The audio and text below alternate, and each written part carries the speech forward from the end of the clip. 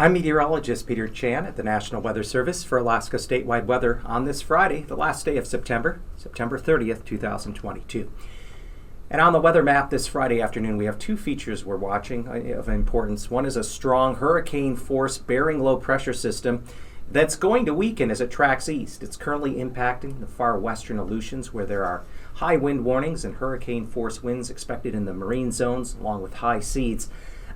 Those will be expiring as we go through this afternoon and evening, and as the low comes eastward, it will weaken, and we expect storm force winds to spread into areas of the central Aleutians, but we do not anticipate storm force winds to make it into St. Matthew or down through the Pribilof Islands or along the southwest coast or Alaska Peninsula, because that system is expected to weaken as it works its way eastward to Nunavik Island by Sunday afternoon.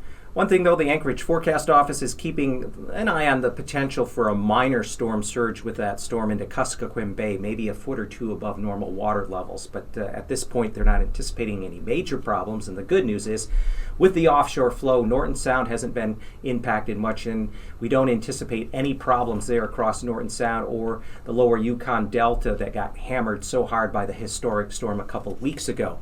Now, further east, we do have a low that's lifting out of the Gulf up in toward the southwest corner of the Yukon. That's bringing heavier rainfall. 1 to 3 inches of rain will fall now through at least early Saturday afternoon. So we have flood watches and flood advisories in effect for areas of the northern inner panhandle.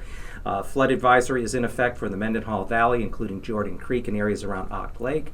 Also, a flood advisory, the Chilkat River and Porcupine Creek near Haines. More importantly, a flood warning for the Taya River up near Skagway, which is expected to crest well into moderate flood stage around 18.5 feet mid-morning Saturday. But that condition should begin to dry out, or at least the rains taper off here as we go into Saturday afternoon, and certainly by Sunday. Also, it could snow up there along areas of the Brooks Range. We have colder air meeting up with some moisture that's come north, so we expect up to 4 inches of snow now through Saturday across the eastern Brooks Range, including Anaktuvik and Adigan passes could pick up that snowfall as we go through tonight and on Saturday. For Alaska statewide weather, I'm Peter Chan.